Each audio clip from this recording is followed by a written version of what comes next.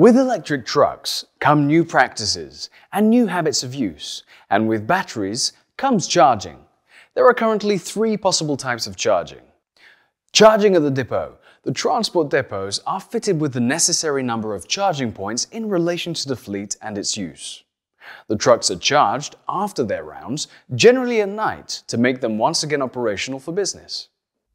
Charging on the road. Some dedicated parking areas offer fast chargers for partial or complete charging of batteries.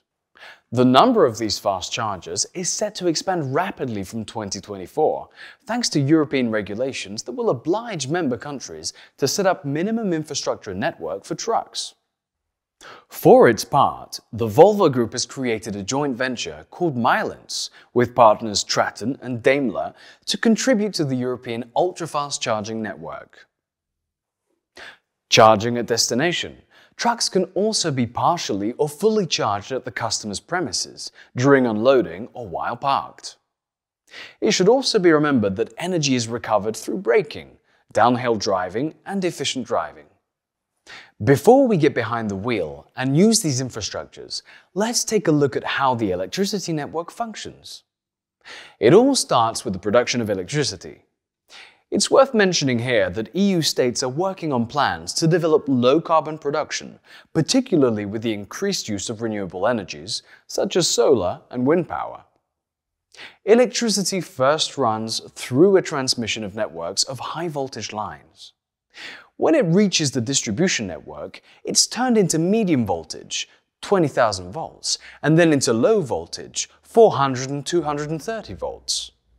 It is then distributed to businesses and homes through a point of connection to the electricity grid.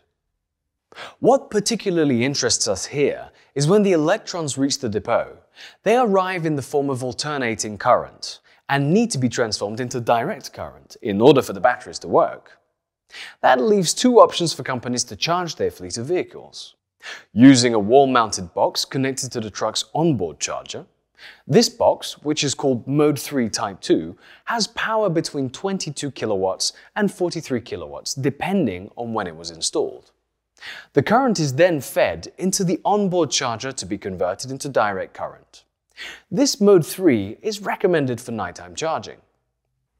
Alternatively, having external DC chargers, or Mode CCS2 fitted. They have power limited by the vehicle of between 150 kilowatts and 250 kilowatts, again, depending on the age of the equipment. These Mode 4 charging terminals are recommended for fast charging. It is the use of the vehicles that will determine the type of charger to be installed at the depot. By the way, do you know the difference between kilowatt hour and kilowatt? If we make an analogy with water, the kilowatt hour represents the volume of the container, such as a bathtub or swimming pool. The kilowatt, on the other hand, represents the flow rate at the tap to fill the container. The capacity of battery packs is therefore expressed in kilowatt hour, and the power of the chargers in kilowatt. Now, let's look at the charging times depending on the type of charger installed. Here are some rough estimates for 264 kilowatt-hour of batteries on a Renault truck's E-Tech D16 tons with a body. A 50% charger for a range of about 120 kilometers will take 5 hours with a 22 kilowatt charger. It will take 50 minutes with a 150 kilowatt fast charger. To reach 80% charge and a 190 kilometer range, it will take respectively 8.5 hours with a 22 kilowatt charger and 1 hour 20 with a 150 kilowatt fast charger. Once the charger has been chosen, the electrical infrastructure must be taken into consideration, checking the available power. This is an important step that should be planned as far ahead as possible because if installation work is required, this can take time. For example, if the installed capacity is 400 kilowatts and a contract has been signed to use 260 kilowatts, there will be 140 kilowatts available. On this basis, there are 2 assumptions. If the trucks carry out only 1 round per day, nighttime charging with a 22 kilowatt charger will be sufficient. As the available power is 140 kilowatts, there will be no need for special modifications and additional investments. If the trucks have to make several rounds a day, overnight charging will not be sufficient. A 150 kilowatt fast charger will be needed to top the charge between rounds. In this case, the 140 kilowatts available power will not be enough. You will need to contact a local energy supplier to change your contract to increase the installed power. In order to optimize the infrastructure for multi-brand fleets, you will need to ensure that the equipment installed is usable regardless the brand of vehicle. Remote monitoring and management tools can also be used to optimize the use of chargers.